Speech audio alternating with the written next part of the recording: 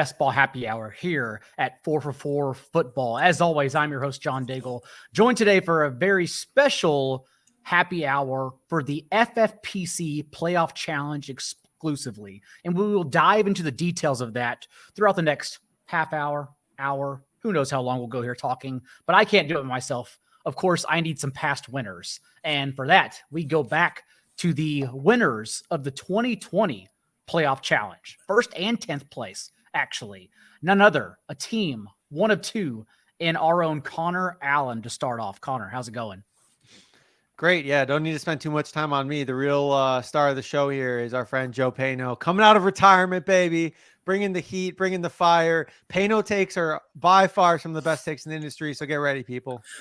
It takes a minute to introduce them. You have to dust it off. It's like the prehistoric Transformers where they open and start fighting Megatron, but then actually oh, they're just friendly. It's okay. Paeno shows up once a year, so you have to take our time. A man who on your team also won first and 10th place. And I still call him 4for4 Zone because he shows up every now and then, again, once a year, literally, to write an article and then go away for the rest of the regular season. But yes, you already said it. He is Joe Paeno, good friend of both of ours. Paeno, how's it going? What's going on, guys? Thank you for that amazing intro. We'll say once every 3 years at this point, and don't call it a comeback. I've been here for years. I've been here. So, but I'm ready to go. Glad to be with you guys. Friend of the show, friend of 4for4. Let's go. You have been paying attention behind the scenes, so I know you're ready to go. And of course, we are here to talk about the FFPC Playoff Challenge, which there are two formats to play. There is a $200 per team format. Of course, it says 1,700 entries. And there's also a larger field $35 tournament. And I believe that's the one a lot of people will be playing. But the rules are similar for both. And now I'm curious to start off with, Paeno, we'll get you started. We'll let you dust off the windpipes for a second. I was going to say, ease me in, but okay, let's go. One quarterback, two running back, two receiver, one tight end, four flex. What do you think has changed in your time, if anything, since y'all took it down in 2020? Of course, I should mention also that clearly only one player per team. And the most important part of that is double points for making to the Super Bowl. So ideally, we want our quarterback to last 2 games, but we have seen anomalies. We've seen outliers. Lamar Jackson's the one that comes to mind just a couple years ago and against the Titans when he had 500 total yards of offense, literally by himself, and 36 fantasy points. And so his one performance, getting knocked out in the first round, was on winning teams. But overall, what do you see in these formats? Anything, has it changed since 2020? I mean, things that haven't changed. I think with these type of tournaments, you have to make some smart pivots, but you can't be afraid of the chalk. If you're going to have some chalk players, you don't want to make stupid decisions. If you think the 49ers are going to win or go to the NFC Championship or something, you don't want to fade Christian McCaffrey. That doesn't make sense. Mm-hmm. He's going to outperform the rest of his teammates, over a multi-game sample size. Yeah. So I think you can make some smart pivots, but you don't want to get too contrarian. Connor, any thoughts on that? I know that y'all leaned on a contrarian workhorse running back to get the job done. And I still think there is a little bit of that element, trying to get the underdog with a 20 to 25 touch running back that you can sneak into at least the second round and get 2 games from. But your thoughts overall? Yeah, I think you brought up a few great points here, specifically about the contest at the beginning. So right now these contests are less than halfway full for both of them. So I think that, we're only about a day out by the time this airs from the contest locking. So definitely try and max enter those. And the QB aspect that you mentioned as well. So Joe and I did research heading into our year. The year before, Deshaun Watson actually was a one and done quarterback as well. We were able to take it down with Patrick Mahomes, and I believe, and he made the Super Bowl. So I think, like you said, optimally, your quarterback makes the Super Bowl, but at the same time, you can find other ways to win as well. And to Joe's point specifically about, finding smart pivots, you don't have to get away from the chalk. And I think there's 2 very clear pieces here that are going to be mega chalk. And I think you can pivot off one of them at a time, but it's really, really tough and really thin, I think, to pivot off both in the same lineup here. And I'm sure we'll get into that as the show goes on.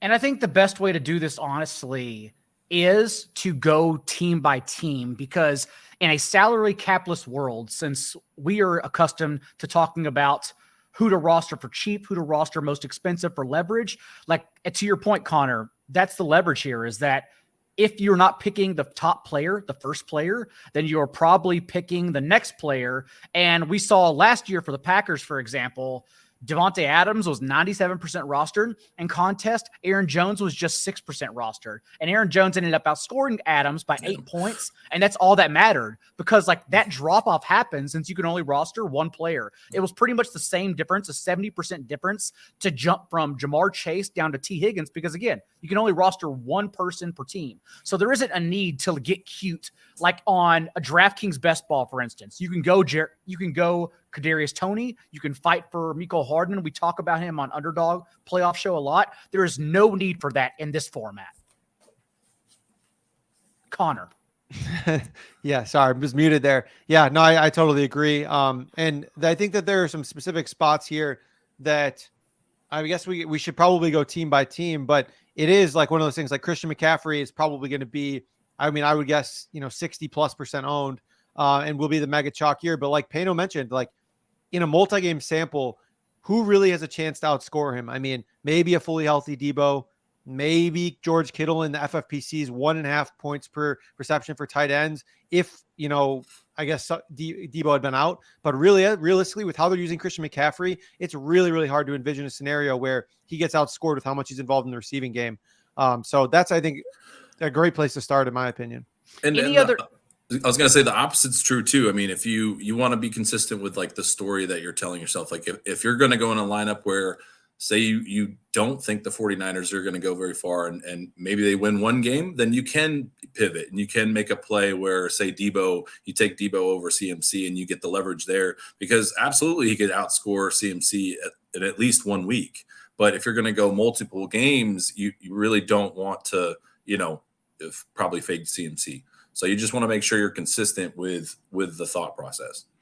It always helps for me to start by actually writing the bracket out and also understanding that there are some coin flips. Like I think the Chargers Jaguars, for example, which would matter a lot on how the AFC shakes out for the divisional round alone. Yeah, I agree. That coin toss there like could change the entire picture. So a lot to think about. And again, because of this format, because we're not going too deep on every team, that's why I do think it's best to just go team by team. So let's go ahead and start.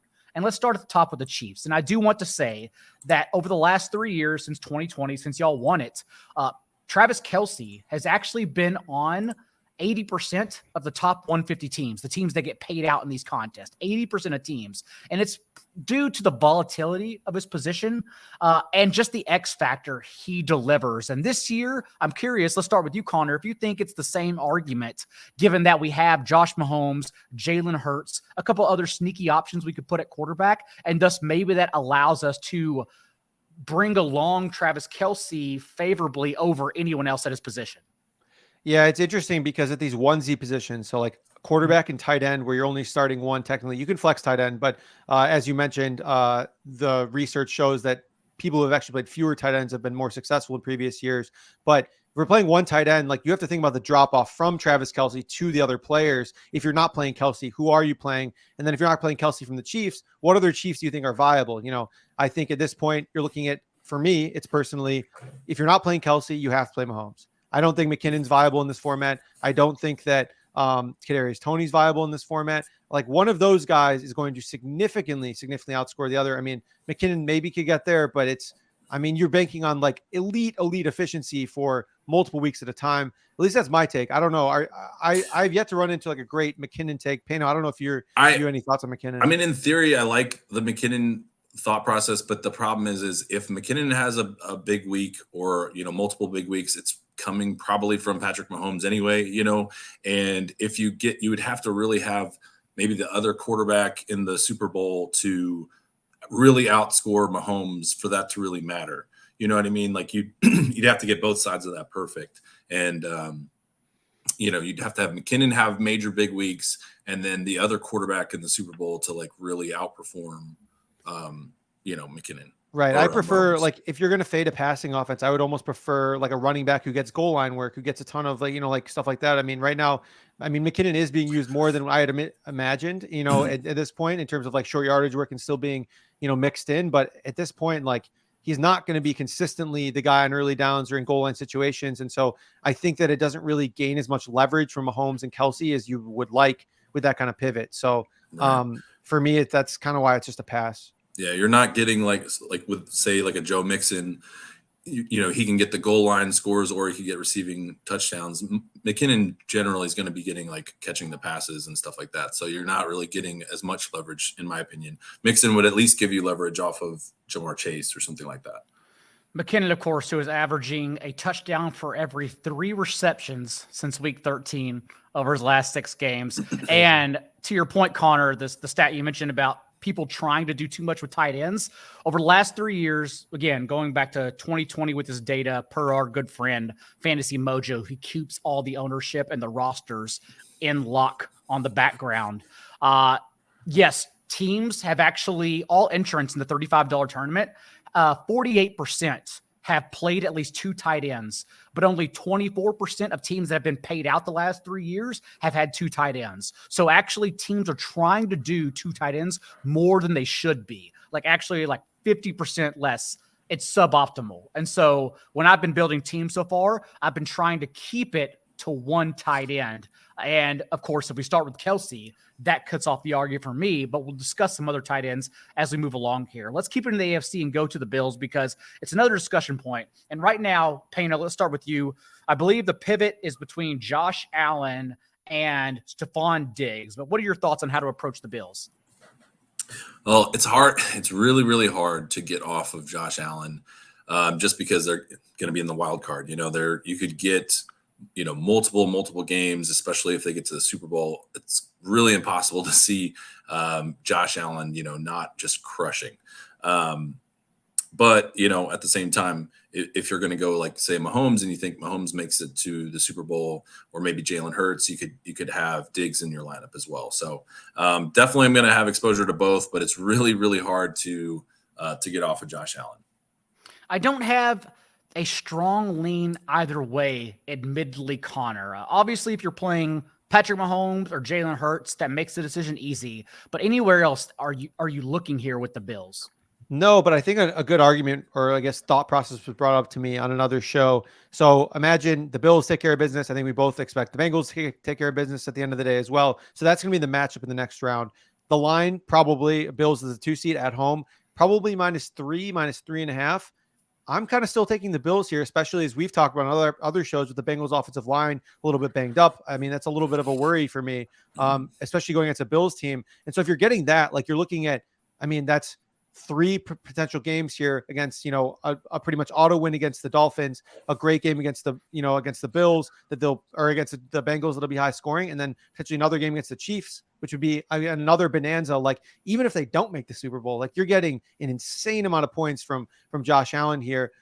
Whereas Diggs, he's been, I don't know, a little bit uneven, I guess. He got fed a bunch last week, but there were some prior games before that where he wasn't quite used as much as like his previous season. So I do think that Josh Allen's a very strong play, but I think he's going to be the highest owned quarterback, him or Jalen Hurts.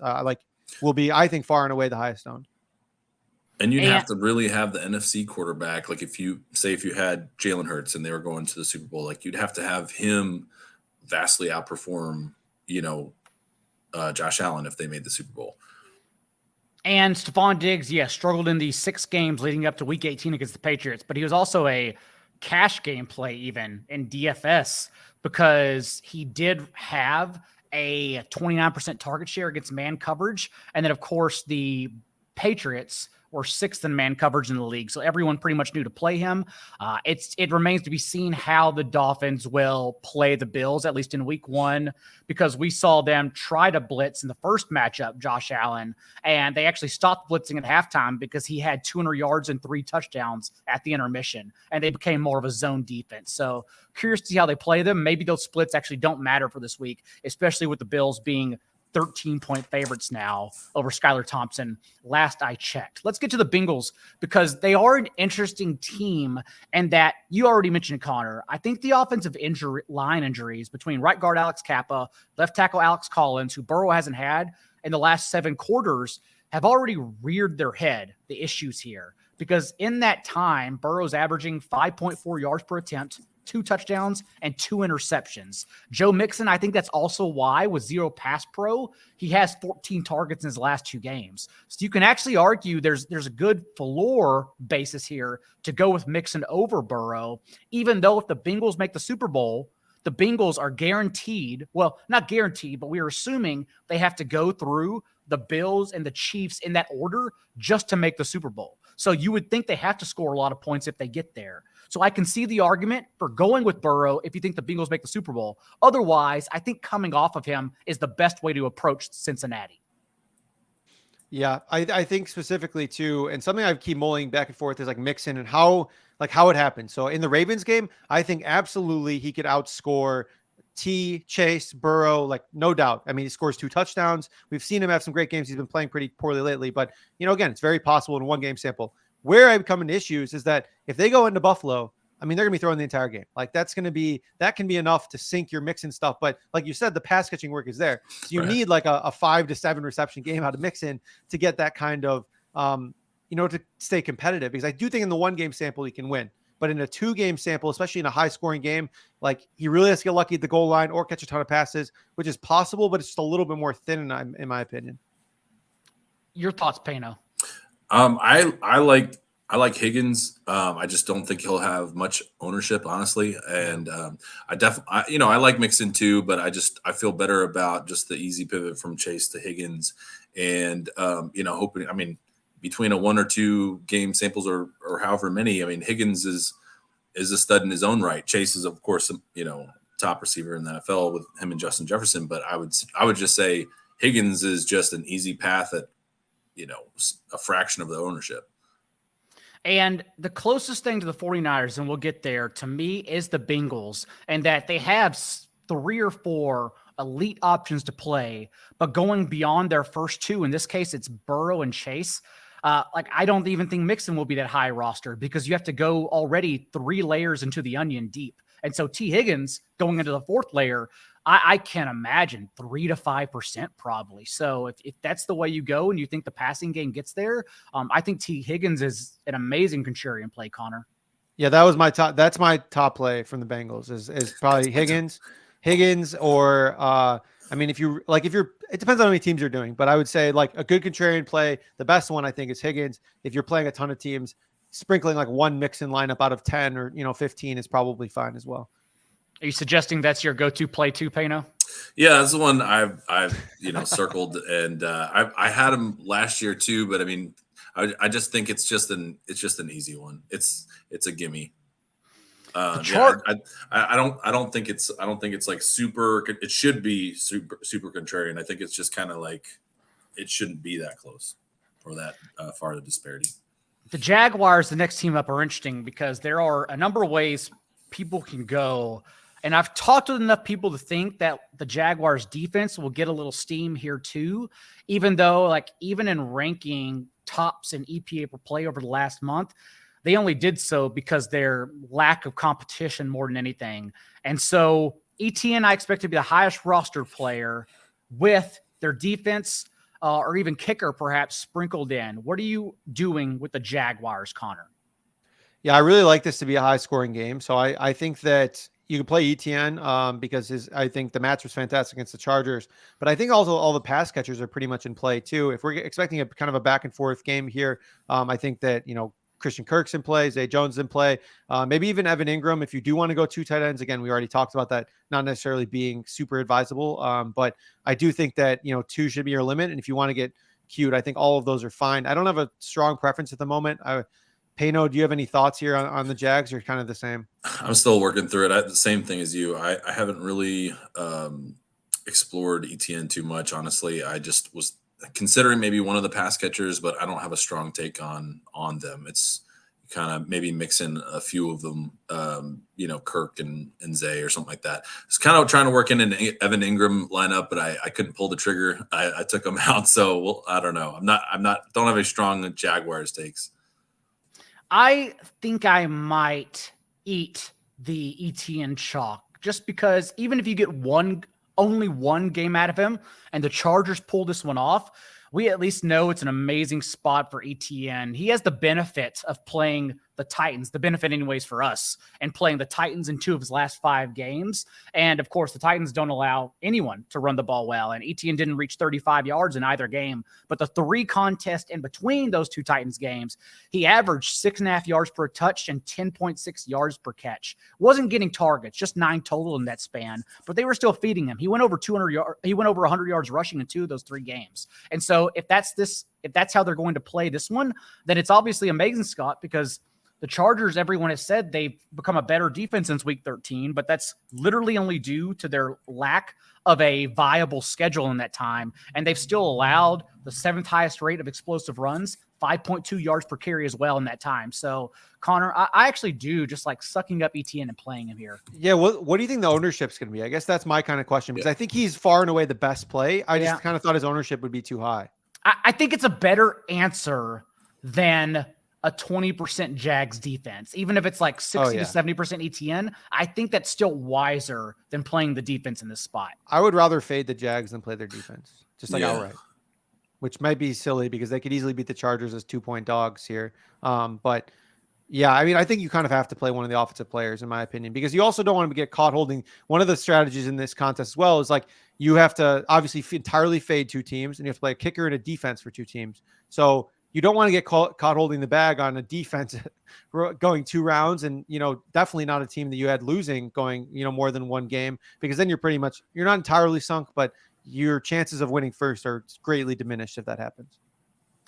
Let's start with you with the Chargers. Same game, Paeno, because I think it's a 2-man argument now that we don't believe we're going to have Mike Williams, who has yet to practice through Thursday. And what we've seen in the past is Keenan Allen, 8 career games from Justin Herbert with Mike Williams either limited or inactive. Keenan Allen has seen 29% of the team's targets in that stint. Also, though, we had a 3-game stretch earlier this year where Mike Williams was out. Keenan Allen was at full strength. And behind Keenan Allen, Josh Palmer averaged 9.3 targets per game, 23.8% of Los Angeles targets.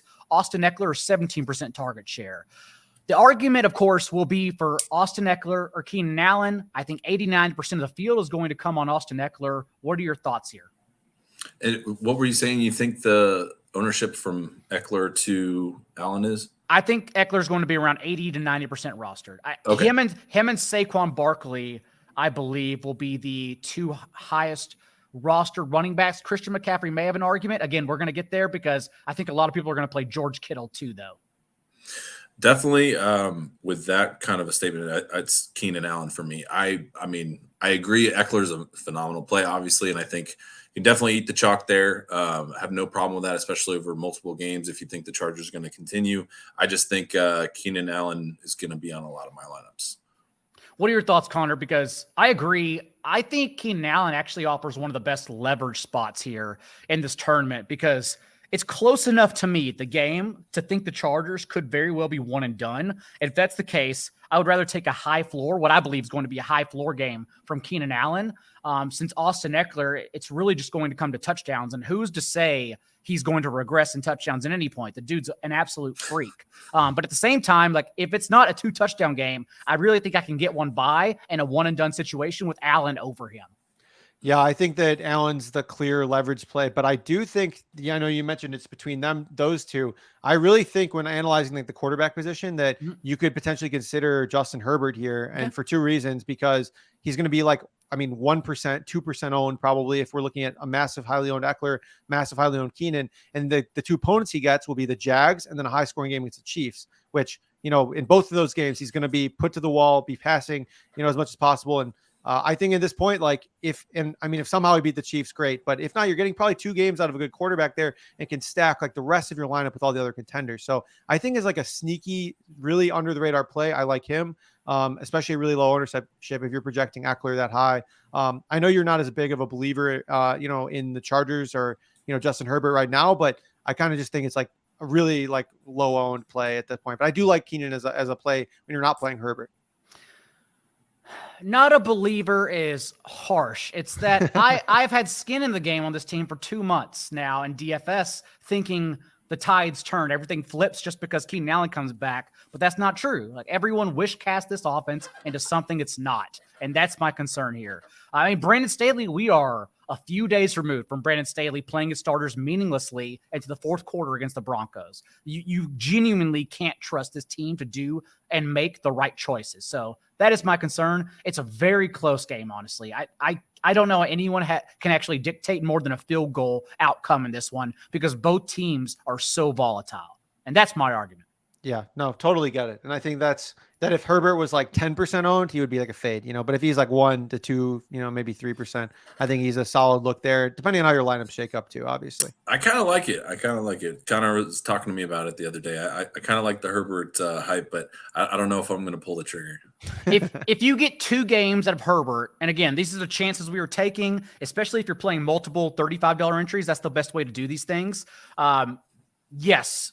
Then we know the Chargers not only have historically played the Chiefs close the last 3 years with Justin Herbert, but even this year, both games were decided by a field goal. So if you think we're going to get 2 games from Justin Herbert, including a close up-tempo one against the Chiefs, then sure, that's definitely a quarterback to sneak by here and use all the other leverage spots around the board with the other teams that we know are going to quarterback. Yeah. For you, one last bit here about the quarterbacks too. I think that if you're looking at the quarterback position in general, like you have, obviously we talked about Josh Allen, Jalen Hurts kind of up top as like the main chalk here. After that, you probably have Patrick Mahomes. And then, I mean, who else do you really like in that sentence? Like Burrow, we have offensive line concerns. I mean, like really after that, I think you're looking at a guy at Herbert that should be higher owned than he will be. So I would put him closer to Burrow in that sense than or maybe even above Burrow probably than like, the top tier guys, but I think he's right there. No Lamar Jackson for the Ravens Paeno. And what that tells me is that Justin Tucker is either going to be the highest roster kicker or the Ravens will be one of the highest faded teams. So do you have any other opinions? We are going to get Anthony Brown throwing to Mark Andrews. And the best thing you can say is that we at least haven't seen it yet this year. So maybe something exists there. Other than that, though, J.K. Dobbins, we know will play at least 1 game without Gus Edwards. If you think it's only 1 game, which is what we're all leaning towards, given that the Bengals have increased to, I believe, 8.5-point favorites now, then it doesn't seem like a favorable situation. But any thoughts we're missing here from the Ravens? Andrews could be, a decent play. Just obviously he's, if they're playing catch up, he's the second best tight end on the slate, definitely will be low ownership. I mean, like 10%, maybe 15. So, I think I don't really love it. Dobbins probably won't be very highly owned. He's probably get a high workload. If he were to score a couple touchdowns and a loss, it might help you, but mostly I'm fading the Ravens, to be honest. Any other extensive thoughts on Baltimore, Connor? Yeah, they're up to 10 point or the Bengals are up to 10-point favorites. So now we're looking at a spot here. I mean, that's what we predicted it would close at, to be honest, with Anthony Brown, who just can't really move the ball. So yeah, I can't play Dobbins. For me, that's just like a hard no. Damn it, fun. And then outside of that, I think that the defense is fine. I think that's actually the defense is a good look, to be honest, because we expect them to get sacks. We expect them to potentially, it to be a kind of a lower scoring game. So I think it's a good use of the defense. So, and that's another good point. If you think that Tucker's going to be the chalk kicker, sometimes it's good to just swap. I think I've heard Pat Crane talk about this, just swapping the 2 chalk. If you think it's going to be the chalk kicker, then just switch them into defense. So it's a soft fade there. So I think that's smart. I like flipping the build entirely. And I like Ravens defense and Evan McPherson at kicker. So no one sees that coming. Again, we've talked about the offensive line issues from the Bengals. Evan McPherson. Okay. Thus, the tempo being down for the Bengals, who would play, the Chiefs. I guess it depends on the Chargers or Jaguars, what you foresee happening there. But either way, yes, I do kind of like sneaking in McPherson and the Ravens defense as a combo instead, knowing that Tucker in that same game will be the highest roster kicker as a one and done situation. To me personally. And then finally, the Dolphins, another team that we lost a lot of the luster here without Tua. It doesn't sound like Teddy Bridgewater will play either. It's going to be Skylar Thompson. Very much worried. 57% completion rate on the year, just 1 touchdown. Tyreek Hill's yards per target have literally been cut in half to 5 yards per target from Thompson this season. So anything here, I bet Paeno, at least we know, the Dolphins defense will sneak in as a one and done situation, given that Josh Allen has been a turnover machine over the last 2 months. Other than that, though, I'm not sure how else the field will play this offense.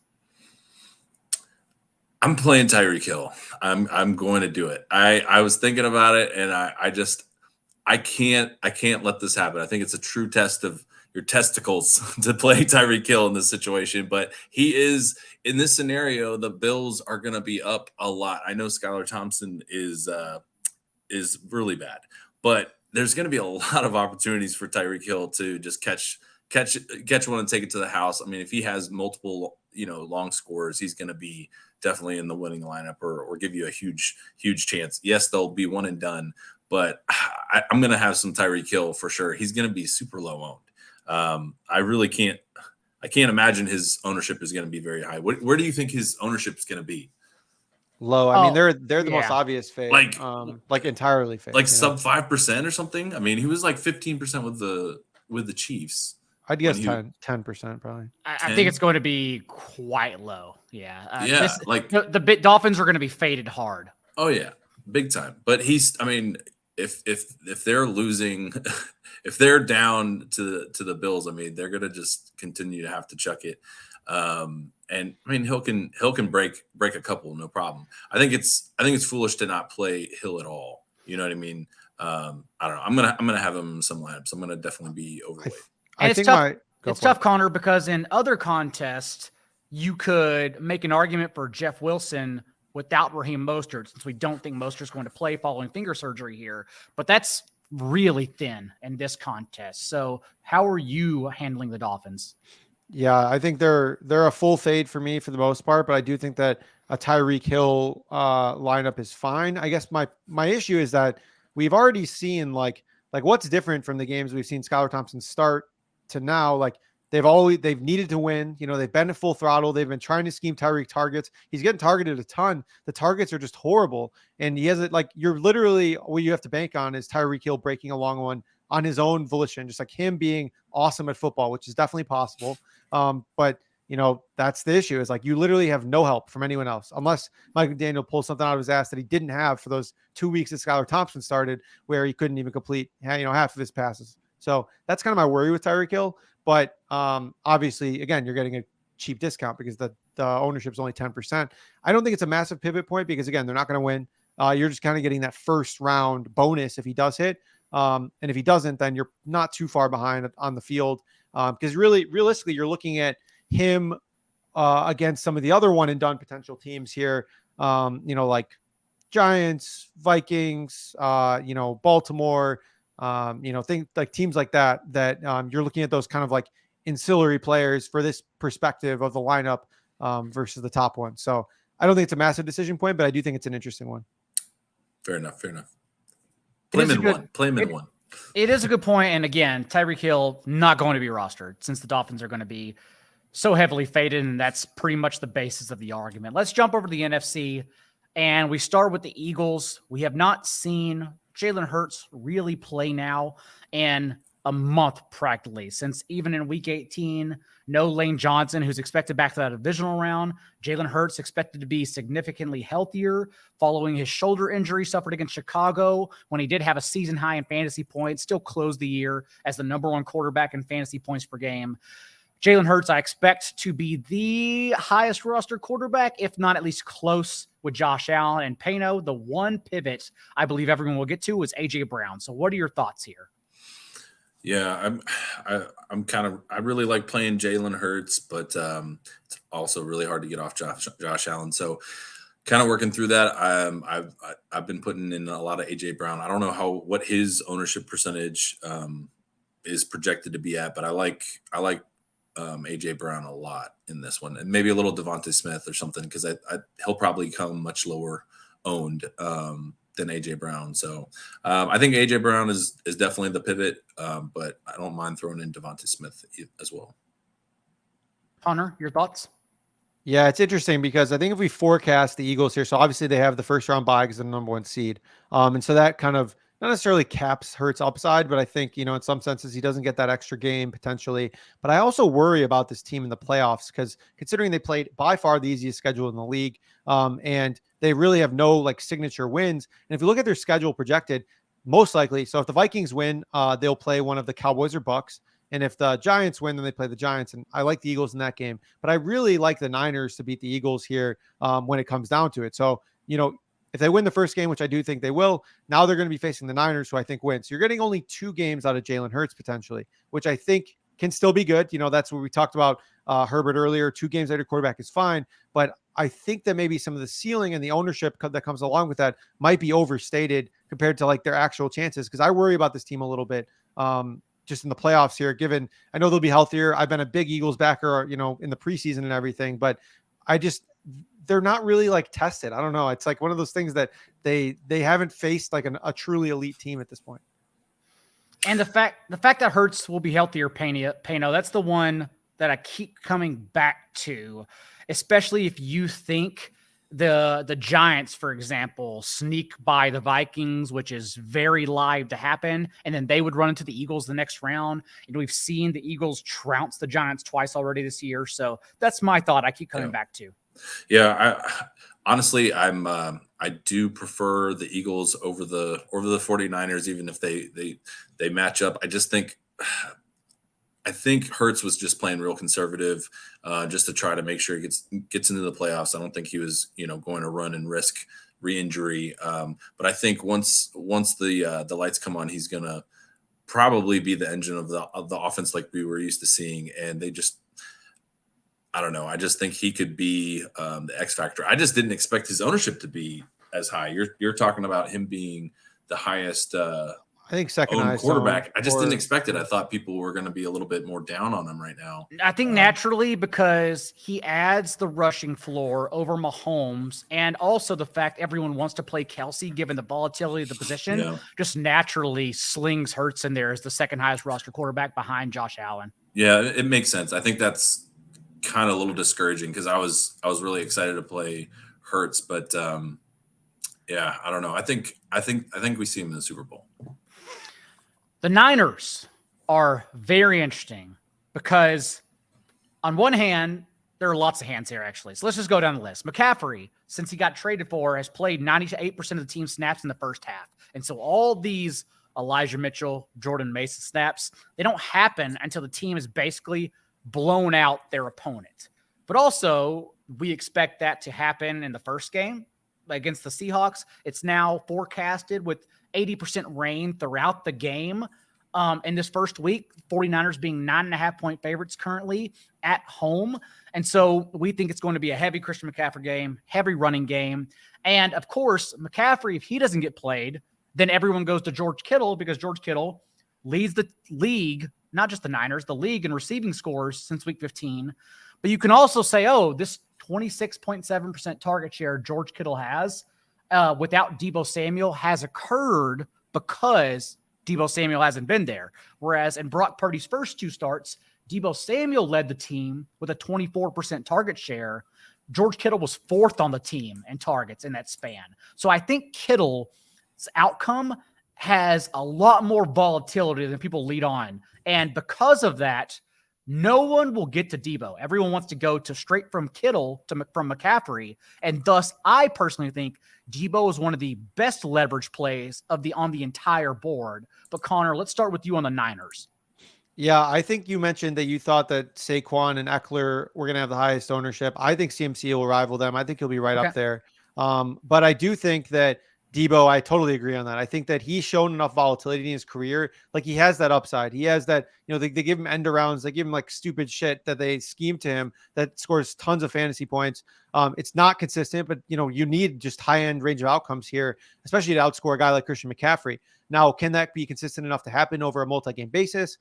I mean, it's tough. It's going to need to take like 2 touchdowns a game, but he can get there. You know, it's certainly possible to get there for a guy like Debo.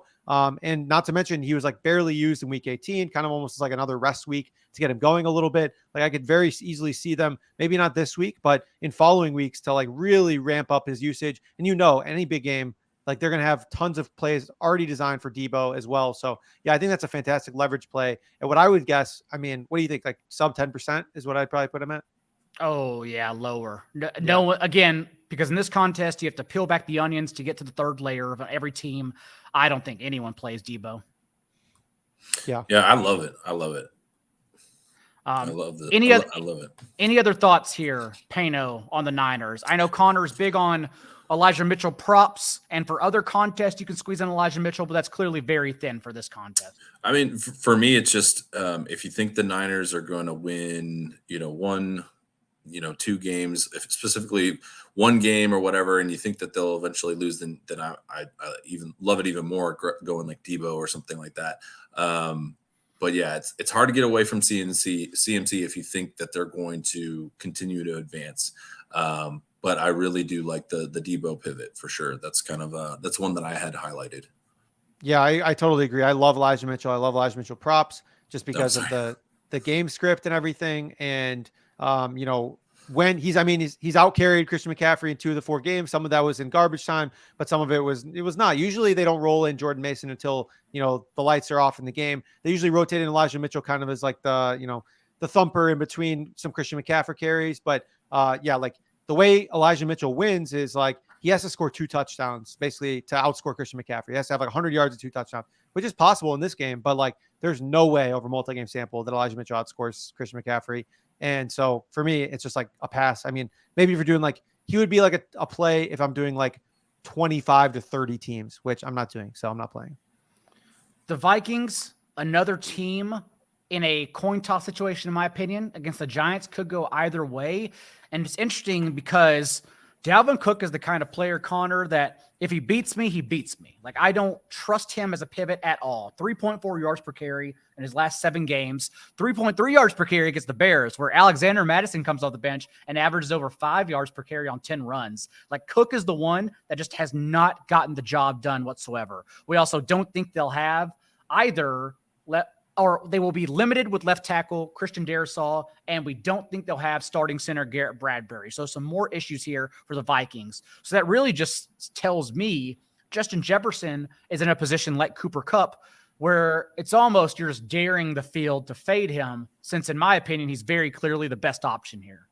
Yeah, I would say by far. I mean, he'll probably have one of the highest ownerships in the slate.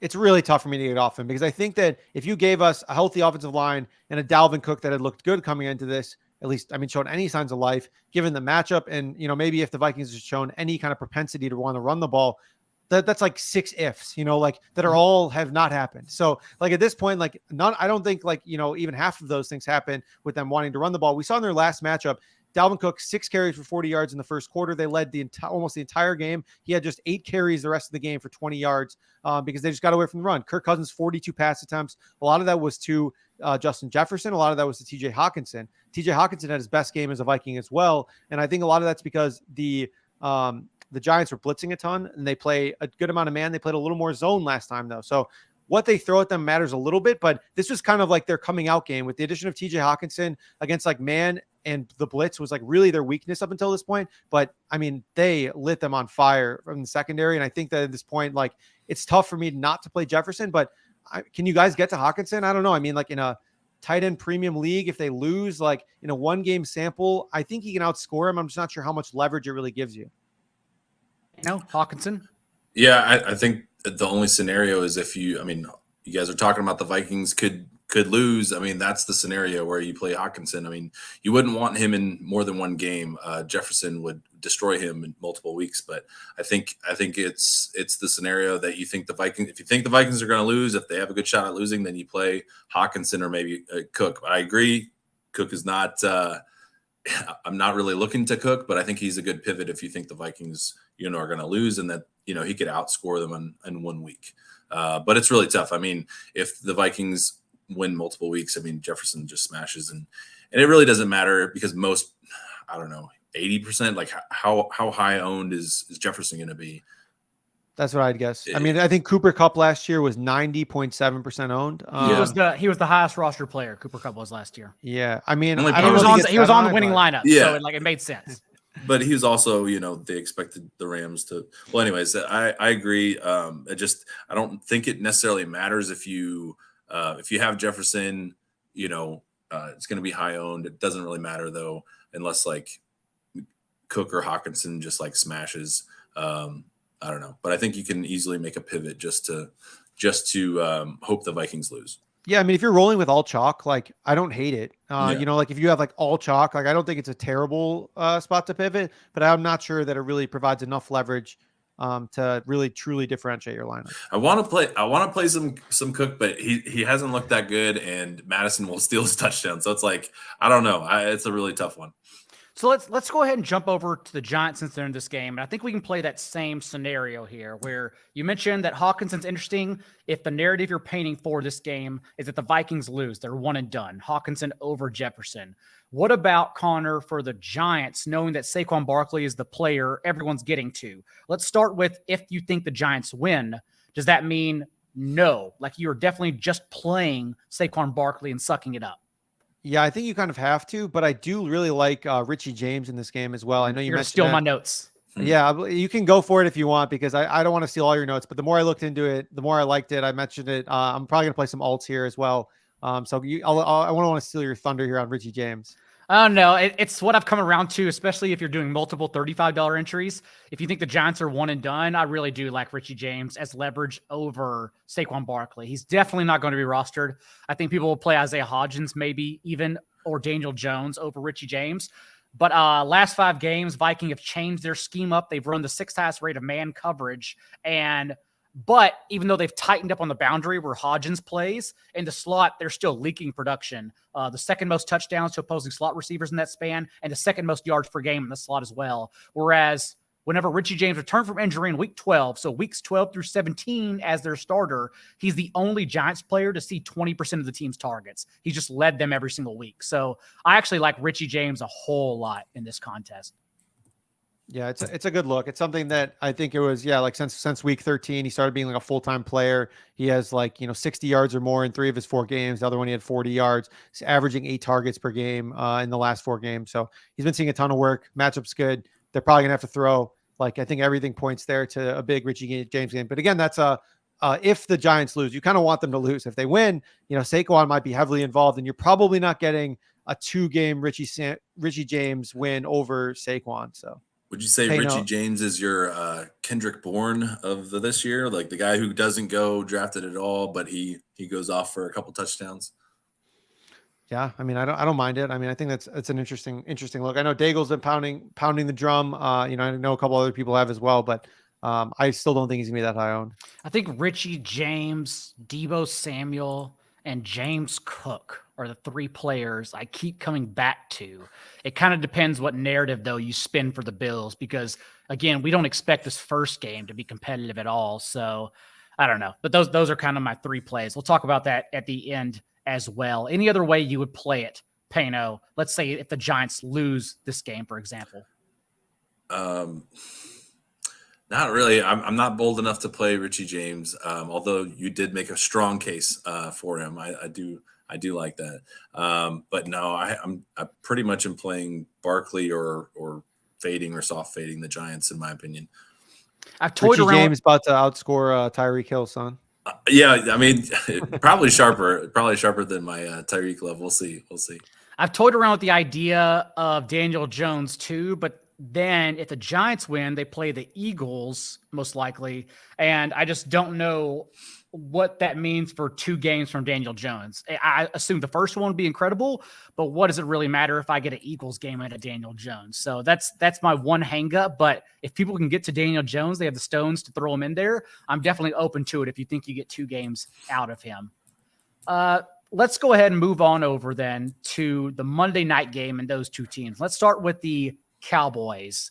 And like Keenan Allen almost, I don't know if we're going to get 2 games of the Cowboys, and I'm the most confident in CeeDee Lamb. I understand that Tony Pollard is a ceiling pivot play, but at the same time, it's just such a sweet spot for CeeDee Lamb since the slot is where the Bucs are still getting absolutely destroyed for a league high 13 receiving touchdowns. And also Lamb has been 8th in yards per route run against zone coverage since week 7, since Prescott returned from injury. And of course, zone is what the Bucs run at the league's at the highest rate of any remaining playoff team. So I'm almost just okay sucking up the chalk with Lamb. I also expect the Cowboys defense to possibly be rostered quite high if players decide to fade them. And that's the one and done situation here. So Connor, what are you doing with the Cowboys? Yeah, I think there's 3 options. Like you said, Lamb's going to be the chalk. I think 2 lower owned guys. Tony Pollard is interesting for me because I just like he has that explosiveness to make a difference. And in like a 1-game sample, he could certainly outscore CeeDee Lamb. It's not something that we've necessarily seen lately, but like, you know, it is like kind of like a Deebo Samuel pivot almost. Like we know that it's in his range of outcomes to have like, you know, 10 carries for 120 yards and 2 touchdowns and a touchdown through the air as well. So like, it's certainly not something that's, you know, out of his range of outcomes. And then another guy that's like really deep, you know, like Dalton Schultz, if you really want to get there, I think it's really thin, but I mean, that's the only other guy who I think is like even remotely playable on the Cowboys here. Paeno, any thoughts from you on the Cowboys? I mean, there's not much else to say. I mean, I definitely agree. Lamb is the chalk, and he's a great play there. But I like Pollard quite a bit. Definitely for the ceiling play and the leverage. But yeah, I don't really have anything else to really add. Schultz is somebody I've been kind of wrestling with because I think, you know, he definitely gets the targets and, you know, possible touchdowns. So I think that kind of makes a lot of sense. But Lamb is a lot safer. And we also just don't know the participation of T.Y. Hilton in the playoffs as he continues to sneak up and take routes from Noah Brown. I wonder, since Michael Gallup has just been so damn bad, if he eventually takes away from Michael Gallup too at some point. So that kind of throws a wrench into the Cowboys' usage as well. He was my last pick in a lot of the mitten and gauntlets picks for the underdog. Yeah. Those formats, T.Y. Hilton is absolutely live. I agree. He's a great last round pick. If you tune into the Best Ball Happy Hour discussing the Underdog Gauntlet show, that's something Chris G and I will definitely talk about.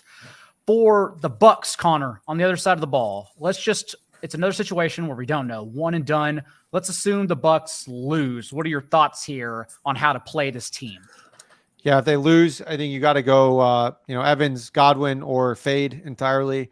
I don't think you could really go Brady. I think that Lenny and Rachaad White kind of hurt each other in the sense that, like, if you got one of them to catch passes, you could probably play them and maybe sneak in a touchdown and be viable. But given that they were just like essentially rotating series right now, and like their usage is different because like whoever series lasts longer basically just gets more time. But they don't care. They've just been rotating series for the most part. So for me, that's a fade. So it's basically Evans or Godwin. If we look at, you know, I think Evans would have been a great play if he had not just popped off in like, you know, recently, like he would have been an awesome, like really, really low on play. But now we're just seeing him finally get it together in a 1-week sample. You know, I mean, I think the upside's still there. It's just that recency bias going to make his ownership spike to a place that maybe it shouldn't be. And Godwin has just been like, consistent, but just not, he hasn't been performing at the level we need him to. But I do think we've seen it plenty of times. The Bucs, they're going to try and run the ball in the first quarter. They're going to fail, and they're going to pass the ball 45 times. And if they win, they win. If they lose, it doesn't matter. They're going to pass 45 times.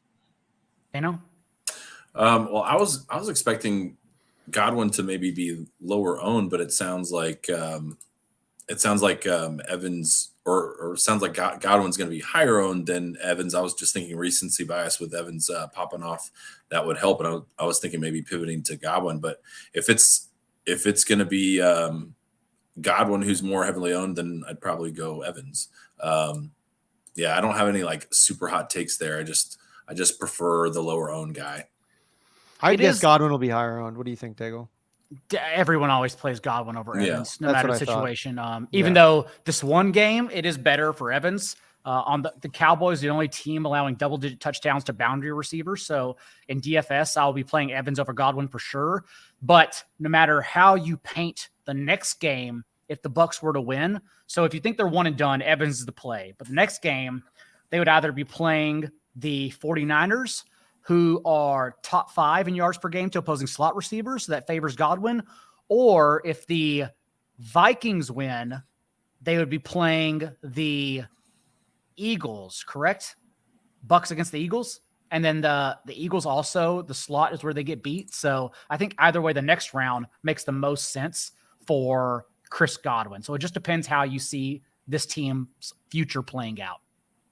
Okay, Yeah, that makes sense. That's a good point. I'm trying to talk myself into playing playoff Lenny, but I don't know. I don't know if I can get there. There was, unfortunately, like I'm with you, there was no breakthrough usage for him to believe that he's going to suddenly be in a 70-30 timeshare. He has been the better back by a mile of Rachaad White over the last month, all year, honestly. And so I think when push comes to shove and we're now in situations that matter, they will like limit Rachaad White a little bit more. But yeah, there's really no like intelligent reason behind the scenes why to play Fournette. But I'm with you. I kind of wanted to find a way to sneak Fournette in. Maybe if you have multiple $35 options. Do you feel, Daigle, that do you have a strong lean with Bucs versus Cowboys? I know the Cowboys haven't been they kind of like limped into the playoffs, but the Bucs, limped all season. I kind of feel like I'm leaning Cowboys. It wouldn't be a shock that the Bucs would win, but I'm still leaning Cowboys. Do you have any strong takes there?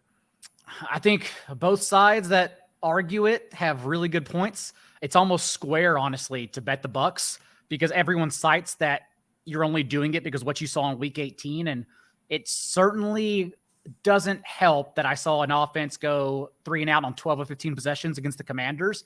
But at the same time, like, dude, the Cowboys defense isn't even good. Like, you can't even argue that they matter anymore. Since Week 10, I talked about this on Move the Line, the 6th highest rate of passing touchdowns allowed, 8th most yards per attempt. They lead the league now in completion rate, 20 yards downfield allowed. So I actually think if the Bucs play it right, and the Bucs haven't played it right, by the way, they still continue to run on early downs despite averaging a league low 3.6 yards per carry on early downs. But if the Bucs go into more no huddle, they allow Brady to just step back and throw it quickly, they're going to pick apart this defense. They're just going to move the ball with ease. So it just depends. Like Todd Bowles is a donkey. I really don't know. I'm picking the Bucs, and I can totally understand if that's just the wrong move. Gotcha. It's a close game. And then finally, it's for the Seahawks. It's interesting because we know a lot of people are going to go Ken Walker. They'll probably have a hard fade on Seattle as well. I think Tyler Lockett has a really good argument from the slot, as we already mentioned, even in a one-and-done situation, given that it's now this game he's in against the 49ers, who are allowing 5th most yards per target to opposing slot receivers. So, Connor, let's start with you. Your thoughts on Ken Walker and the Seahawks. Yeah, for me, it's a hard fade Ken Walker is not playable for me. I mean, I think in this matchup we've seen – we've already seen him basically come in here. He had, 12 carries for 47 yards the last time. In the other 3 games that they've lost, he's had like 26 yards, 17 yards, and they had one good game against the Chiefs. He had, 26 carries for 107 yards. But even in that instance, I really don't think that they're going to be able to do that here. 10-point underdogs here in the rain. Niners run defense right now allowing 3.29 yards per carry to opposing running backs. Second in run DVOA. Like they're just, even if they gets 22 carries, like it could be like a 22 for like 65 type of game, where he gets like literally barely any rushing yards and he would have to score a touchdown to pay off. So if you do want to go with the guy in Seattle, I'd much prefer Lockett or, DK or someone else, just because I think Kenneth Walker's upside here is limited in a game that they're definitely not going to win. And in a game that, it's a really hard matchup in negative game script. What about you, Paeno? I like the Seahawks a little bit here. I'm a little bit more down on the 49ers than some, but I kind of like either DK will have the higher ownership. I'm a DK fan for sure, but I like Lockett in the sense that he'll probably have very, very low ownership. I'm guessing under 10%, maybe 10%. I don't know. But maybe DK gets like 20, 25% or something like that. And if I'm going to pick between those two, I'll take Lockett. But I definitely like DK and Lockett quite a bit. The rain is what I believe will take people off the kicker here for the Seahawks as well. So we're probably only looking at just a lot of Ken Walker, hard fade. But yeah, I do think Tyler Lockett is honestly a fine leverage play, especially if you believe the Seahawks go one and done. We've talked about all the teams. I do want to get your favorite leverage plays, though. Connor, we can start with you. I've already mentioned Deebo Samuel. Ravens defense, and James Cook as 3 of my plays. Keenan Allen over Austin Eckler as well, if you want to get there. Those are pretty much my favorite leverage spots here. What about you? Yeah, mine will probably be, I mean, we talked about it earlier. Justin Herbert, I really like in his spot. I think one that we didn't really mention would be like further down the board on Philly, maybe even like Devonta. I know it seems thin, but in the scenario that I've laid out, they're only probably playing 2 games on my end. So I think that, in a 2-game sample, he could certainly outscore, a guy like AJ Brown. So I think those two are both pretty interesting here. And then Richie James, we talked about as well, I think is a good spot here. If, the Giants end up losing even if they win, he's not dead. He's been playing so good, but I think in a 1-game sample, he certainly has a higher chance to outscore Saquon than 2. One and done Richie James is hot. Paeno, what about your favorite leverage plays? We kind of touched on him before. T. Higgins, love T. Higgins. Think he's a great leverage. Going to be super low owned. Keenan Allen is probably going to be one of my higher ones as well. I really like Debo. Kind of came around to that late, but I kind of like Debo because I started kind of envisioning scenarios where the Niners wouldn't make it 1 or 2 games. So I kind of like Debo in that AJ Brown off of Jalen Hurts, and then Pollard. Nothing like hot take that we haven't already talked about, but those are primarily my favorites. And one more round table question: who are your fades here? The top 2 teams you believe you'll be fading in this contest. I believe it's going to be the Dolphins for me, and it'll probably be the Seahawks. But I also know that's pretty chalky, so I may have to come off one of those options for Tyler Lockett, but that's where I'm at right now. Connor, what about you? Yeah, Ravens and Dolphins for me. I think Ravens are just like stone dead. Gosh, they just got nothing. I like the Ravens defense a lot this week. I do think the defense is fine, I guess, in terms of hard fade, but yeah, I came around on them, but they're just like, they have nothing offensively to offer. So it's like defense or nothing for me. Fair. Paeno? Yeah, Ravens for me. And it was going to be the Dolphins until I started trying to talk myself into a Tyreek Hill monster week, just to tilt everybody. But Dolphins would probably be, except for, I am going to try to squeeze in Tyreek Hill in a couple lineups. We'll see as I go a little bit farther and start making more lineups, how that actually plays out. And probably like I don't know. I think those are the 2 biggest ones, probably the Dolphins and the Ravens at the moment. I can't really get behind a whole lot on the Ravens with Anthony Brown starting at quarterback. Yeah, don't let Connor bully you off Tyreek Hill. Like intuition, that is to each our own. Like there's a reason why it's important, because intuition is literally different for everyone. It's the one thing you have. You're right. I'm locking them in. No one else has. So, Tyreek lock, baby. That's why I go and move the line with my research. And if Connor disagrees, I just make a bet. We bet on bar tabs. It's like, no, I see it this way, so I'll just bet you on it rather than allowing you to bully me. Let's do it. Yeah, let's do it. Connor is a big bully. You're right. He's become a big star now. You and Connor. I'm kind of like deferring to his wisdom here, but you're right. When Skylar Thompson's 15 targets, 7 of them go in the dirt, you'll be just sitting there and be like, God damn it, Connor was right. And so I'll send you a text of that. Okay? They're just going to start pitching it to him. He's going to take one to the house. It could be manufactured touches, Connor. Manufactured touches. He could have a rushing touchdown. That's the thing. He could throw it back in Connor's face, but it could be a Greg Dortch special with 11 targets and 15 yards. He might even throw a touchdown. We'll see. He might, honestly. Connor, tell everyone where they can find you and what else you have coming out this week. Yeah, you can find me on Twitter at Connor Allen NFL. I'm pumping out some same game parlay articles for Bleacher Nation, our newest acquisition. So if you want some fun bets over there, but otherwise you can find me in the Discord at 4for4 with all my official plays. Elijah Mitchell ladders, baby, ride those, and we got a bunch of other plays coming here in the next day or so. Appreciate you having me on. Always a fun time. Glad we could dust off Paeno and bring him on for a little bit.